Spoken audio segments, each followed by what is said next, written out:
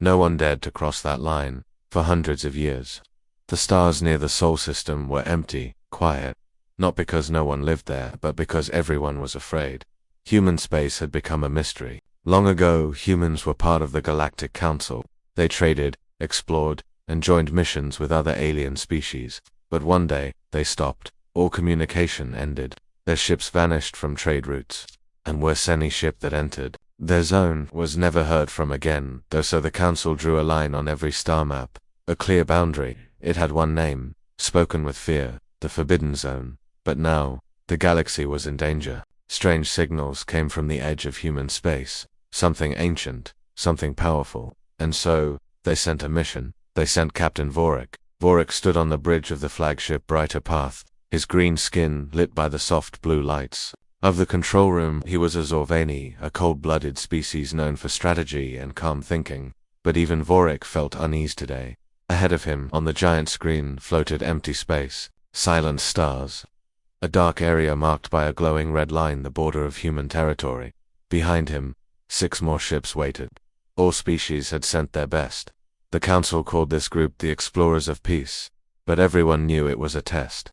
A test to see if humanity was alive. And if they were still dangerous. Vorik tapped the screen. "Commander Eula," he said to the tall, bird-like officer beside him, "are the systems ready?" "Yes, Captain," she said. "Shields at full power. Communication open.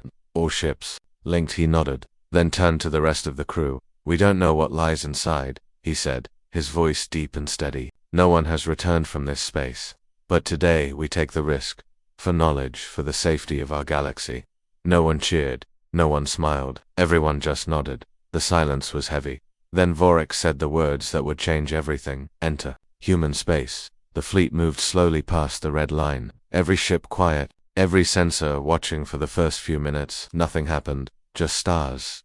Just silence. Some officers even began to relax. But then, the lights flickered. One by one, systems on each ship blinked for half a second. Like a ghost touched the circuits. Vorik turned sharply. "Report." "No damage, Captain," Eula said. But all systems blinked like something scanned us. "Scanned us?" Vorik asked. "By what?" I don't know." Then it happened again. This time it wasn't just lights. The screens showed static. The crew heard whispers. No words, just sounds, echoes, like 100 voices speaking from far away.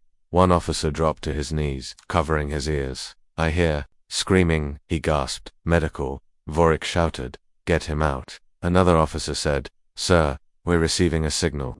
Vorik turned. "What kind of signal?" The officer stared at the screen.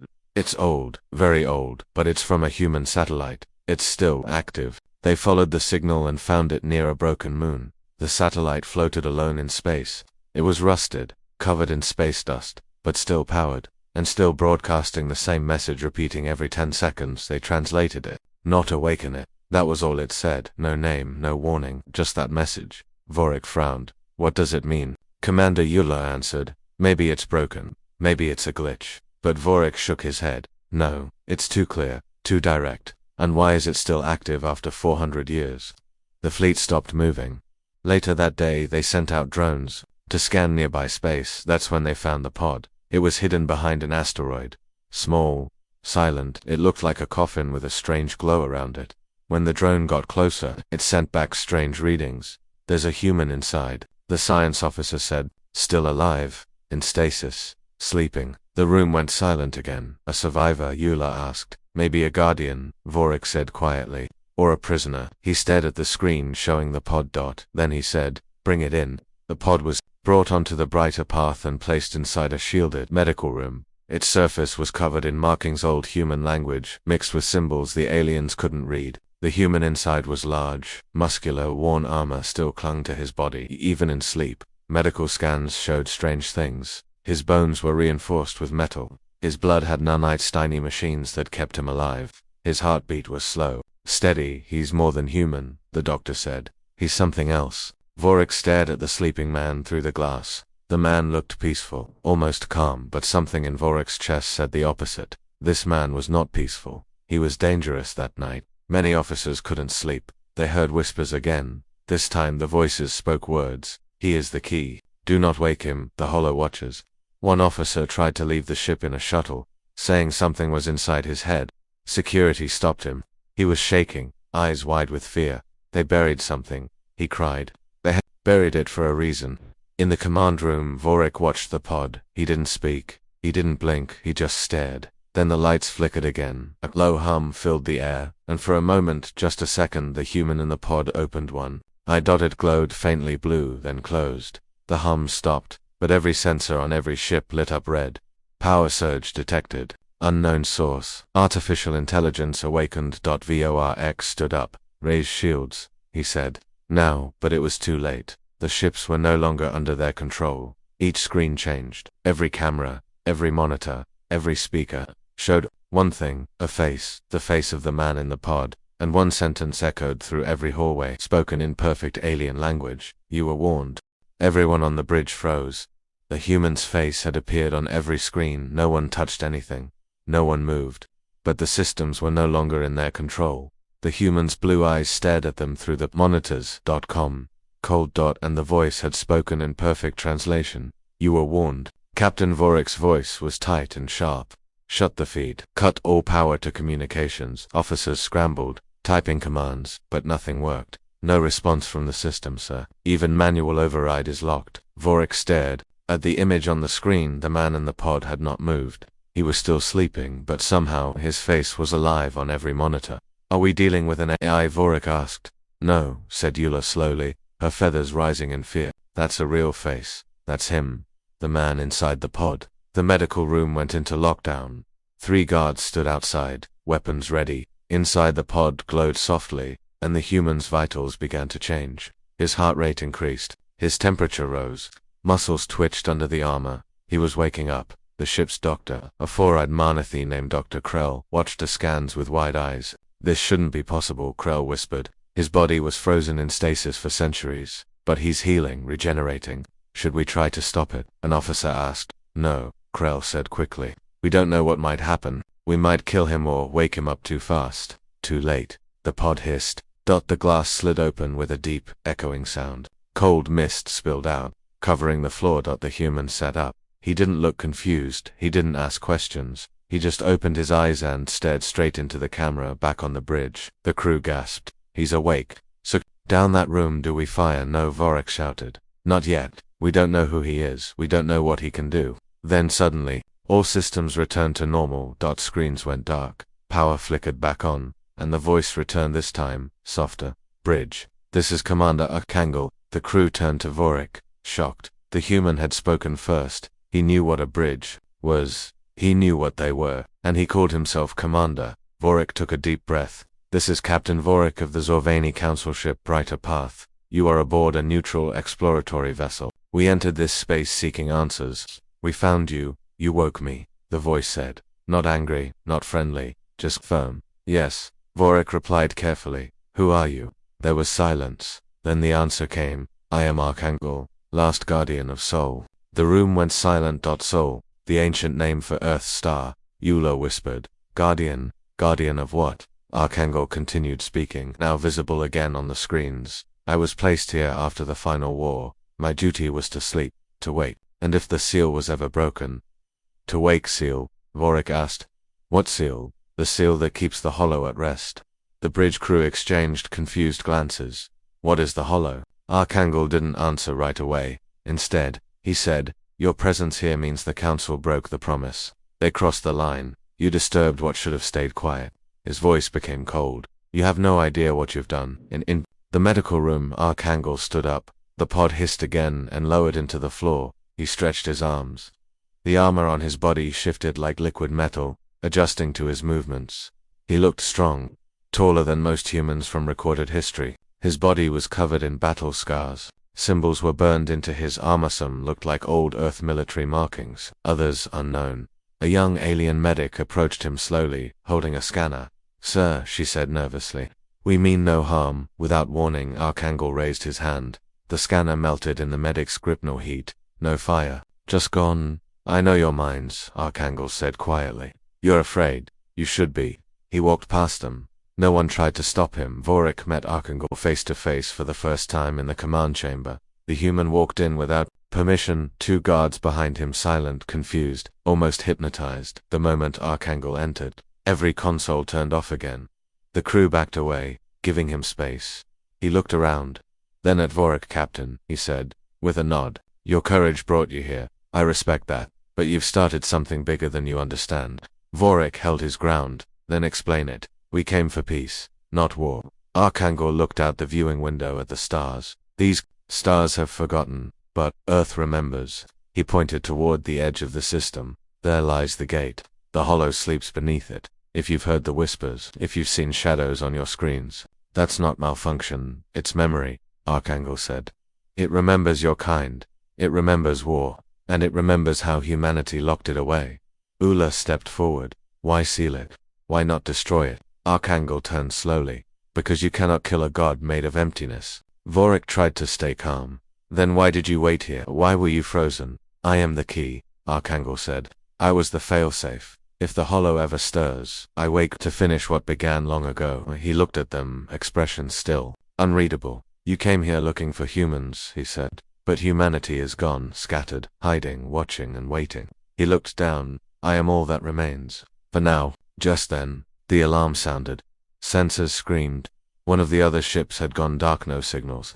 No life signs. "Ship 4 has vanished." A crew member shouted. "No explosion. No wreckage. Just gone." Archangel closed his eyes.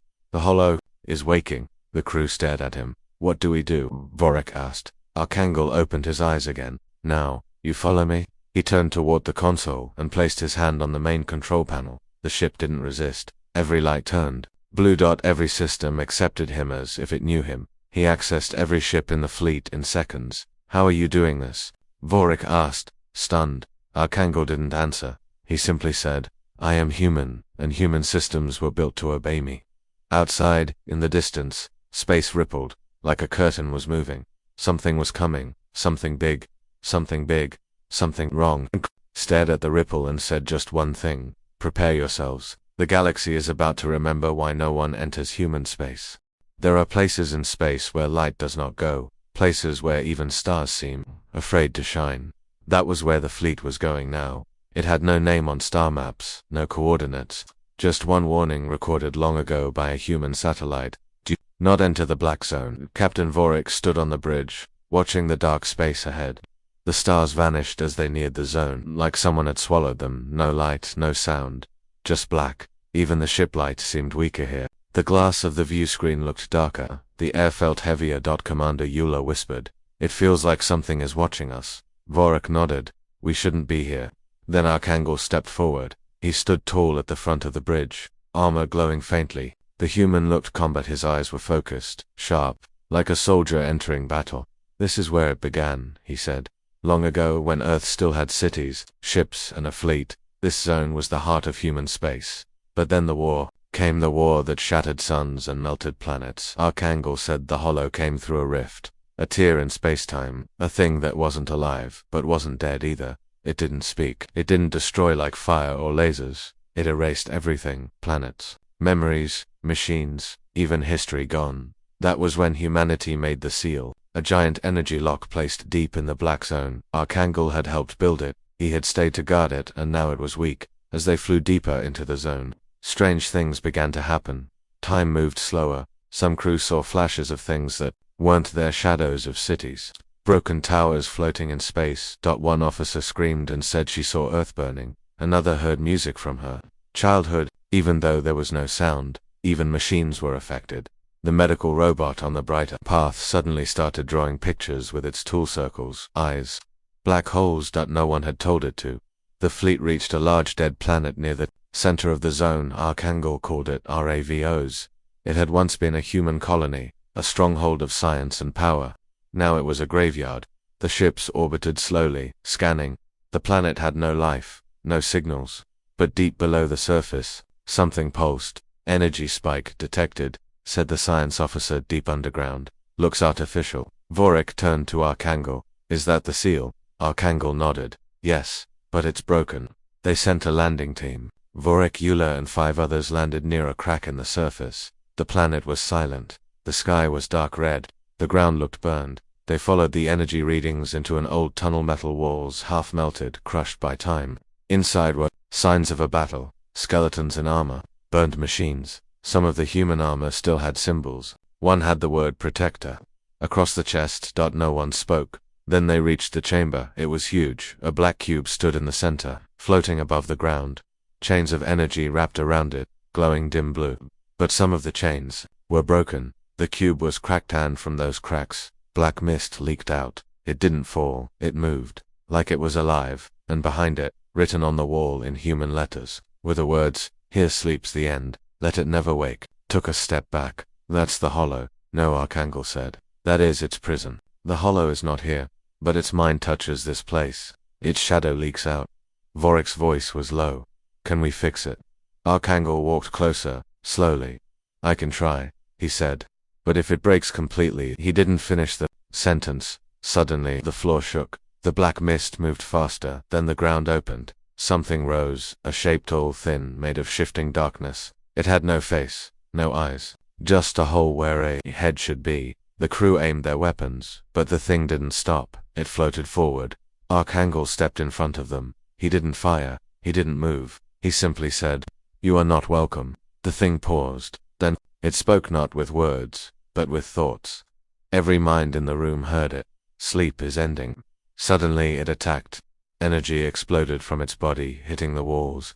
One soldier flew across the chamber. Another screamed and dropped his weapon. Vorik fired his blaster. It passed through the thing. Like smoke. Nothing hurt it. Archangel stepped forward from his hand. A blue blade of energy appeared, sharp, humming. He struck the thing in one clean motion. Shadows screamed it with sound, but with pressure. Everyone felt it in their heads. The blade tore it apart. It vanished into black mist. Archangel stood still. The chamber was quiet again, but the cube shook. More cracks formed. More mist leaked out. He turned to the team. "It's breaking fast. Can you seal it again?" Vorik asked. Archangel looked down. "Maybe, but I need time and protection back on the brighter path." The fleet saw more danger. Ripples in space. Things moving inside the black zone. Whole sections of the zone were turning empty, like space was being erased. Ships sent probes, but they vanished. No signal, no pieces, just gone. But Hollow was waking. And it was hungry. Archangel worked quickly. He opened his arm literally. A panel slid back, revealing old human tech inside his body.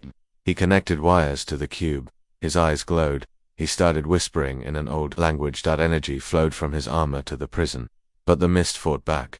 Black tendrils lashed at. The team Eula fired again and again, trying to protect Archangel. Vorik shouted for reinforcements, and then the cube exploded. Not a real explosion, a mental one. Everyone in the room saw flashes. Flashes of war, of humans fighting gods, of Earth burning, of stars collapsing. One final image stayed, a human fleet, thousands of ships strong, facing a black wall of nothing. Then silence. Archangel fell to one knee. Blood ran from his mouth. The cube was now sealed again, barely. Cracks remained, but the energy chains held. Vorik ran to help him. "You stopped it," he said. Archangel shook his head. "I delayed it." He looked up at the sky. "But now it knows. I'm awake, and far beyond the planet, deep inside the void." Something opened an eye, a massive, dark, ancient eye, and it looked straight toward Earth.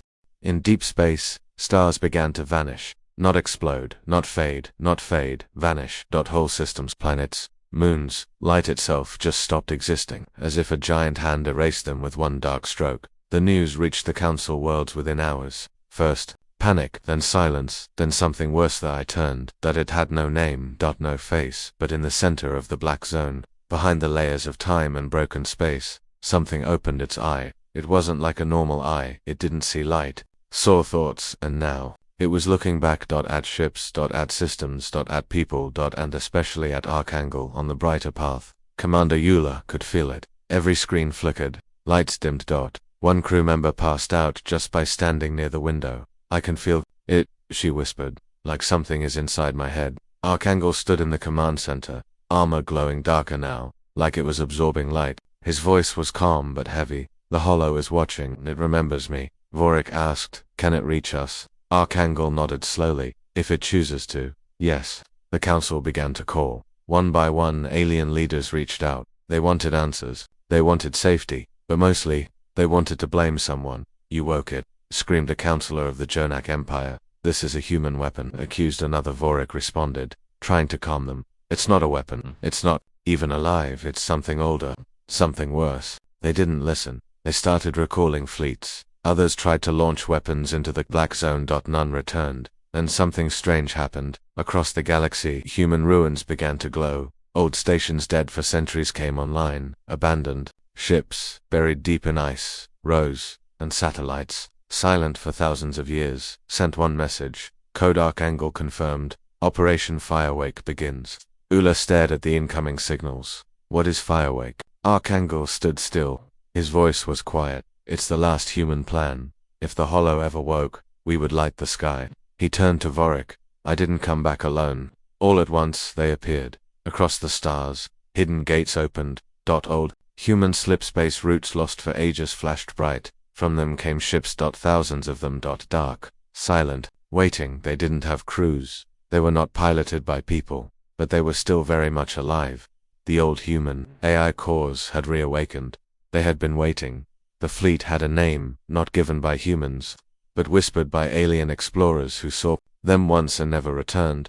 They were called the Ghost Armada. Black holes. Red lights. No sound. And every ship bore the same mark, a glowing circle with a vertical line, the ancient Earth sign for end of line. One massive ship led the others. It was the size of a moon. Its name, Judgment Star. It opened. A channel. Voice only static. Then a calm voice. Command confirmed. Archangel lives. Directive. Erase the Hollow. Vorik watched the signal strength climb. It's responding to you. Archangel nodded. They were built to protect what was left of us. If I died, they were to sleep. If I woke, they were to burn the stars if needed. But something else had awakened. To not just the eye, not just the Hollow, something deeper. Something beneath the black zone. A pulse began, slow, quiet, but growing. Each time it beat, stars flickered. Each beat pulled energy from nearby systems. Archangel staggered, placing a hand against the wall. It's calling to me, he said. It remembers the war. He went to the chamber alone, a sealed room on the ship. Inside it,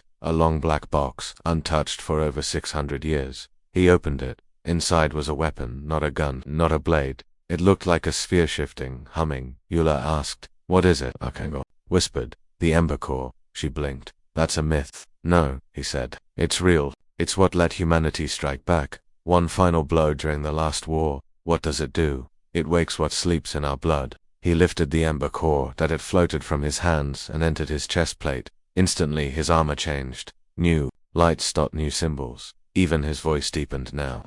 He was not just Archangel. He was something more. He turned back to the crew. Prepare the fleet. We strike before the eye opens fully. But if we attack, Vorik began, we die slower. Archangel finished. If we wait, we die screaming. Across the galaxy, the Hollow stirred. Planets crumbled into dust. A sun went black. And from deep in the void, something began to crawl toward the light. Not ships. Not monsters, but pieces of the Hollow itself, living shadows. And each one had a face, the face of a human. Screaming in silence, back on the brighter path, alarms blared. Incoming, shouted Eula. Hollow constructs approaching. 14, no, 20 wait, 40. Vorik yelled, shields up, call the Armada. But Archangel was already moving. He stepped onto the deck. His eyes glowed red now, and his voice boomed across the ship. Let the stars remember, let the Hollow feel fear. Humanity has returned. As the first wave of Hollow monsters arrived, the Judgment Star powered up. Its main cannon lit like a miniature sun. And Archangel leaped into the blackness of space. Alone. Glowing. Burning. And ready to fight. Silence ruled space until the Hollow screamed. It wasn't a sound anyone could hear. It was a scream felt in the soul. Across the stars, creatures made of shadows moved forward. They didn't fly with engines. They flowed like smoke. They didn't have ships. They were the ships. Each Hollow creature looked different. Some were massive like cities. Others small, sharp, and fast. Some had wings, some had legs. All of them had faces twisted wrong, like broken masks trying to copy humans. They were not copies. They were memories, twisted echoes of the humans, lost long ago. The Ghost Armada stood waiting. Thousands of human warships, cold, silent, but alive. Each had been asleep for centuries. Now, under Archangel's command, they woke, weapons locked on, engines burned. AI minds spoke, in unison, judgment protocol, active. The first Hollow wave came fast. Shadow creatures charged through space, darkening everything around them. The brighter path shook as dozens of creatures hit its shields. But it held. And then the judgment star fired. A beam of white fire, brighter than any sun, tore through space. It hit the first group of hollow creatures and erased them in one breath. Not burned, not broken. Just gone. Archangel flew ahead, not in a ship, just his armor. He passed through explosions, through fire, through darkness. His blade, made of pure blue energy, cut a path. One hollow creature, shaped like a spider made of bones, rushed him. He didn't slow down. He flew straight through it, slicing it apart. He kept going. Behind him, the human fleet followed. Commander Euler gave orders: fast cover. Archangel, target the large ones. Keep the flanks clear. Vorik was at the weapons deck, firing blast after blast. A wave of hollow forms surrounded one ship on the left. In seconds, it was swallowed, gone. The Ghost Armada didn't stop. They moved without fear. They didn't know fear. They were human-azed, for only one thing: win. But then something changed. In the middle of the battle, the stars blinked. Not one star, all of them. The galaxy seemed to breathe in and hold it. Then came the voice. Every mind heard it, not through sound, through thoughts. You should have stayed forgotten. The hollow was awake. Fully. And it was angry. The battlefield cracked open. A new shape rose from the center of the black zone. It wasn't a ship, it wasn't a creature. It was like a wall, a living wall, taller than planets. It was made of shadow, and inside the wall were faces. Billions. Screaming. Reaching. All of them human. Yula gasped. What is that? Archangel stopped. His voice was quiet. That's what we became. Long ago, during the war with the Hollow, humans built the Ember Core, a weapon made from thought, memory, and pain. To make it, they had to give something up.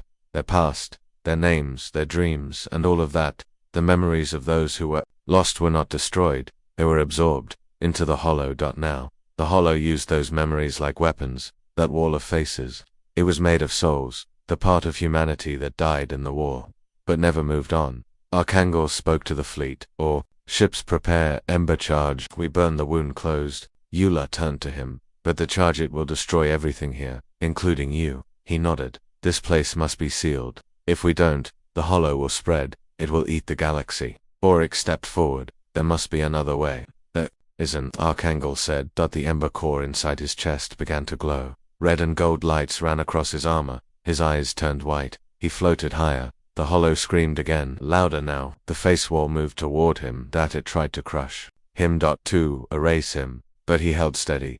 One last time, Archangel spoke. You carry our pain. Now carry our fire. The Ember charge fired.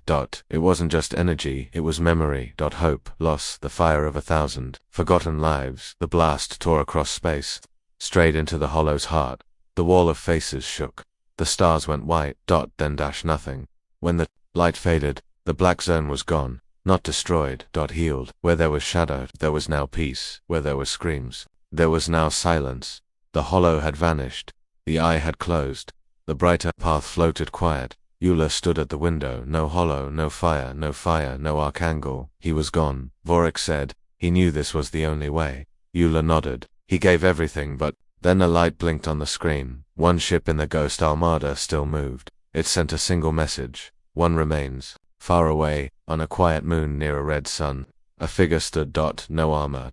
No weapons. Just a man, alone, watching the stars. His eyes were tired, but his voice, when he spoke, was calm. Sleep now. You are safe. He turned and walked into the light.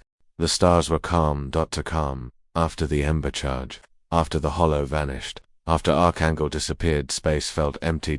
No more screams. No more monsters. Just silence. Some called it peace, others called it a warning. Commander Euler stood on the deck of the brighter path, looking out at the blank sky. She couldn't stop thinking about him, about Archangel. Do you think he's still alive? She asked softly. Vorik, standing beside her, didn't answer right away. I think, he paused. I think the galaxy is alive because of him. Across the galaxy, strange things began happening. On the edge of the Traven sector, a long-dead human station came online. It started broadcasting the same message over and over. Project Starseed. Status active. No one knew what Project Starseed was. Not even Earth's best historians. Euler sent a recon team to the signal source. What they found changed everything. Inside the station, untouched for 700 years, was a chamber filled with pods. Inside the pods, humans. Alive. Sleeping. Waiting. A computer greeted the team.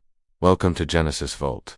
Humanity's backup begins now. Vorik stared at the display. Is this a second Earth?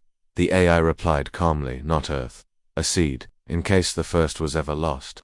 The council demanded answers. How many more of these vaults exist? They asked. Who gave you the right to build them without permission? Eula replied. Earth didn't ask for permission. We did what we had to survive. But behind their angry words, fear was growing. Because the Hollow wasn't the only thing humanity had hidden. There were more files, more secrets. One by one, old systems began waking up. In the mail sector, deep inside a frozen gas giant, another human AI activated. It sent a message to Earth. ARC protocol complete. Next phase unlocked. Eula ordered the data decrypted. When the files opened, a map appeared, not of planets, of gateways. Dozens of points in space, each marked with a human symbol for danger. But one point was different. It was glowing. Vorik pointed. What's that? The computer replied. The last door. They followed the path. Through quiet space. Through old wrecks. Through strange fields of frozen light. And finally, they reached it. The last door. It looked like a ring. Black, smooth, floating above a dead star. It pulsed slowly, like a heart. The brighter path scanned it. No power source, no signal, but still alive. Eula asked. Should we open it? Vorik shook his head. Do we even know what's behind it? She answered. No, but it's calling us. And it was, not in words, not in sound, but in dreams. That night, Eula dreamed of Earth, but not the Earth she knew. It was brighter, cleaner. People walked without fear. She saw archangels standing in a garden, holding a child. The child looked at her and said, We're waiting. She woke up with tears in her eyes. Vorik was already awake. I had the same dream, he whispered. They weren't the only ones. Across the ship, crew members reported dreams of Earth, not just dreams, memories they had never lived. The council demanded answers again. They feared the vaults. They feared the dreams. They feared what the last door might reveal.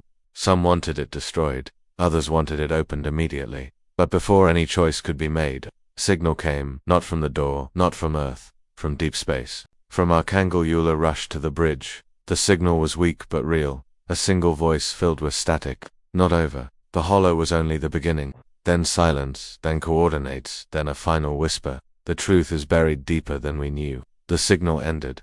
Eula stared at the screen. He's alive. Vorik nodded. But something else is too. They made a decision. The brighter path, along with 3 ships from the Ghost Armada, moved toward the coordinates. The council tried to stop them, but they were too late. The fleet entered warp. The stars stretched. Time bent. NMD arrived.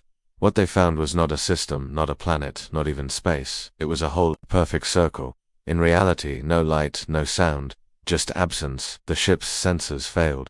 One by one, systems went dark. But inside the dark, they saw something. Not with eyes, with memory. A place, a city. Not human. Older, much older. And at the center of it, a throne. Sitting on the throne was a figure, not Archangel, not Hollow, something else. It stood slowly, and it spoke. Not with words, but with understanding. You were not Earth's first. Eula's breath caught. What do you mean? The figure pointed at her. You are the children of the second rise. The first fell to silence, but some remained. Then it vanished.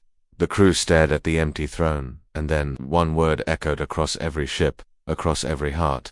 Return. The last door began to open. Light spilled out. Not normal light. Memory. History. Truth. And for the first time in 1,000 years, Earth remembered. The last door was open. And Earth remembered. Not the Earth everyone knew. This was something different. Older, greater, and more dangerous. Eula stood at the edge of the bridge, staring into the light that poured out from the gate. It wasn't normal light. It didn't just touch the skin. It touched the mind. Every human who looked into it saw something different. Some saw cities made of crystal, flying in the sky. Others saw forests filled with animals that glowed like stars. But Eula saw ruins, burned, broken, and buried ruins. And one word burned itself into her thoughts. Terra Primus. Vorik sat at the research station, going through the data. He had found something strange, something old. We thought Earth was the first world, he said quietly, but it wasn't. He pulled up a hologram. It showed 2 planets, both marked with the same symbol for Earth. One was blue and alive, the other was gray and cracked, floating in a forgotten part of space. The cracked one was labeled Earth-0. Project Starseed wasn't just about survival, it was about restarting. Thousands of years ago, humanity had lived before on Earth-0. They built wonders. They reached the stars. They even tamed time. But something went wrong. No one knew what, only that Earth-Zero had fallen into silence. All records were erased, all memory lost, until now. The last door led to the remains of that first Earth. The fleet passed through the gate and the stars changed. This place wasn't part of the galaxy anymore. It was outside, it cold. Still forgotten. They saw Earth-Zero floating ahead, shattered like glass, but still holding shape. The brighter path approached slowly as they neared orbit. The lights on their ship flickered. Eula whispered, "Is it dead?" Vorik answered, "No, it's waiting." They sent a team to the surface. When the shuttle landed, dust blew across ancient metal. The ground wasn't rocket, was machinery. Buildings half buried in stone, towers broken in half, statues of humans long gone. The air was thin but breathable, but something about it felt wrong. Like time itself had forgotten how to move. Inside the largest ruin, the team found a sealed chamber. It had no door, but when Eula touched the wall, it opened. Inside, a black cube floated in the air. The cube pulsed softly. Vorik stepped forward. "It's a thought vault," he said. "A memory cage." "Worse," he replied. "A warning box." They activated the vault. A figure appeared, tall, regal, dressed in light armor, human, but not eyes that saw too much. It spoke in a voice that echoed inside the skull. "If you are hearing this, Earth-Zero is lost, but some of us survived. We seeded your world. You are our legacy, but now you must know the truth." The figure showed flashes of what had happened. Not war, not disease, not hollow. Greed. Power. They built machines that could steal time, move stars, break laws of reality, and then one of their own, called the Architect, tried to become a god. He used the hollow not as a weapon but as a tool. To erase anything that could stop him, but it didn't work. The hollow broke free. Earth-Zero fell, and the survivors left, carrying only their memories and one mission: start again. Eula fell to her knees. "We were never the first." Vorik nodded. "We were the second chance." But then the vault spoke again. The Architect was not destroyed. He went deeper. He waits beneath the core of this world. If he wakes again, the cycle will repeat. You must choose. The message ended. Alarms rang. Something was moving deep under the planet's surface. The ruins began to shift. The ground shook. Old metal split open, and then from the planet's broken heart, a massive object rose. Not a ship, not a tower, a cage. Inside it, something moved. Slowly. Powerfully. Yula ran back to the shuttle. Get to orbit now. As the team flew back into space, the cage broke fully open. A being rose from within. Humanoid, but far too tall. Skin made of metal and stars, eyes glowing like suns. The Architect, he had survived, and now he had awakened. The brighter path opened fire. So did the Ghost Armada. Missiles, beams, plasma. Nothing touched him. He held out his hand. Time stopped. Literally, everything froze. Only Eula remained moving. The Architect looked at her and spoke, not with hate, but with calm. "You are better than we were, but will you be wiser?" Time restarted. The fleet spun out of control, but Earth-Zero began to collapse, not from battle, from choice. The world, built long ago to hold the Architect, was destroying itself to stop him. The vault's final gift. The Architect looked to the stars one last time, and then vanished. Eula's ship escaped just in time. Behind them, Earth-Zero broke apart, light spilling out of every crack, and in the end, silence. Again. But this time it was peaceful. Back on their side of the galaxy, the fleet returned home. Changed. Wiser. They now knew the truth. Earth was not the beginning, and maybe not the end, but humanity had survived twice. That meant they could survive again. Eula stood at Earth's orbit, looking down at the blue planet. "Where do we go from here?" Vorik asked. She smiled. "Forward." The stars were quiet again. But this silence didn't feel safe. It felt like the galaxy was holding its breath. After opening the last door, the humans discovered the truth. Earth was not the first home of mankind. It was the second. The first one was lost long ago. And now, the team had found it. The planet was called Earth-Zero. Dead, broken, floating in a forgotten part of space. Eula and Vorik stood on the bridge of the brighter path, staring at the screen. Earth-Zero looked like Earth, but cracked open like it had been crushed by a giant hand. "Are we really from there?" Vorik asked softly. "We're from Earth," Eula said, "but our ancestors, maybe they weren't. They sent a small ship to the surface. The land was cold and dry, but strange buildings still stood. No plants, no water, only metal ruins, half buried in ash. The walls had carvings in an old language, one that Earth's best A's couldn't translate.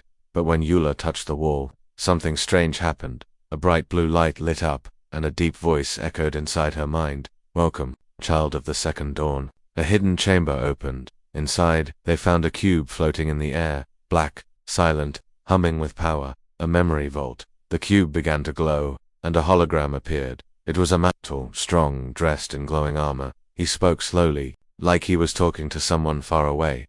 This is the final message of Terra Primus. If you are hearing this, then the cycle has begun again. The hologram showed them a world filled with light. People who flew without ships, cities floating above the clouds, machines that healed and built and grew food in seconds. But then it showed the fall. Darkness spreading, machines turning against people, a shadow rising from the heart of the planet. The architect. The architect wasn't a man, he was something else, something made of mind, machine, and madness. He believed humanity should not just rule the stars, they should become the stars. He used forbidden tech to open a gate to something beyond reality. But he brought back the hollow. Not by mistake. On purpose. The hollow fed on life, on memory, on hope. They were not natural. They were the price of tampering with the laws of time and thought. The first Earth Zero could not stop them, so the survivors ran. They erased the truth, built a new Earth, planted memory seeds, and waited. Vorik stared at the cube. We're copies, repeats. No, Eula said. We're a second chance. But deep under the surface of Earth Zero something was waking up. The ground shook. A signal screamed through the metal. The architect's cage was breaking. The team raced back to orbit. From space, they saw it rise, a giant figure, covered in shifting metal and shadow. The architect. He looked human, but too perfect. Too tall, eyes like burning stars. He spoke one word. Again. Then the ruins around him collapsed into light. The brighter path opened fire. So did the ghost armada. But the weapons passed through the architect like wind through fog. He lifted one hand and time stopped. Ships froze in place. Voices fell silent, but Eula could still move. And the architect, Bisk, spoke directly to her, not with anger, but with warning. You were made to survive. But are you ready to learn? Then time returned. Eula gave the order to retreat. They flew back toward the last door as Earth Zero began to fall apart. Not from battle, from choice. The world itself was ending, closing the page on its ancient history. The last door began to close, and as it did, the architect vanished in the light. Gone. Or hiding. No one could tell. Back in normal space. The galaxy was quiet again, but this time, they understood the silence. It was not peace, that it was a pause. Something deeper was waiting, and it had just been reminded that humanity still lived. Eula stood on Earth's orbit, looking down at the planet that was now more than a home. It was a promise. We didn't come from greatness, she said, but we can still become it. Vorik stood beside her. What if the architect returns? She looked into the stars. Then we'll be ready. The galaxy tried to go back to normal, but the stars refused to forget. Something had changed. Ships passed through space more slowly. Councils met in secret. Whispers of the architect's return spread like wind through trees. And far beyond the known edge of the galaxy, a signal was sent. Not by humans. Not by the hollow. Not even by the ancient race that built Earth-Zero. This was something older. Eula stood inside Earth's new orbital station. The stars outside looked peaceful, but the message in her hands was not. It was short. Only 3 words. He is rising. The message didn't say who sent it. It came from outside the galaxy, from a black zone where no ships ever returned. The deep beyond. Vorik entered the room. His face was pale. We checked the source. It came from a structure, a massive one. Another vault. Eula asked. No, he said. A beacon built before Earth-Zero even existed. We don't know who built it. The signal wasn't just a warning, that it was a summon, that they sent a scout ship, fast, cloaked, silent. The journey took days as they neared the deep beyond. Stars vanished behind clouds of dark matter. The area was cold, quiet, and empty. Too empty. Even light refused to stay here, and then the ship saw it. A structure floating alone. The first beacon. It wasn't built with normal metal. It looked like it was made of time. Itself always shifting. The pilot recorded everything, and then he heard a voice come heavy, and not alive. You are late. The signal cut off. The ship vanished. Eula made the call. A full fleet was launched not to attack, but to listen. Humanity had made many mistakes, but not listening had always been the worst. When they arrived, the beacon was still there floating. Like a silent god, they sent a drone to approach. This time, the voice returned. Everyone heard it, across the ship systems. He is waking. the one who escaped time. The beacon told a story of a race older than stars. They didn't have ships. They were the ships. They didn't speak, they shared thought through gravity itself. They had no name, only a purpose: keep the architect asleep. They failed. The vault on Earth Zero had not killed him, only slowed him down. And now, with the gate opened, he stirred. But the beacon spoke of something else, not war, a key, a way to stop the cycle. It had been hidden long ago, split into pieces. One piece was buried in the hollow's core. Another inside a dead star.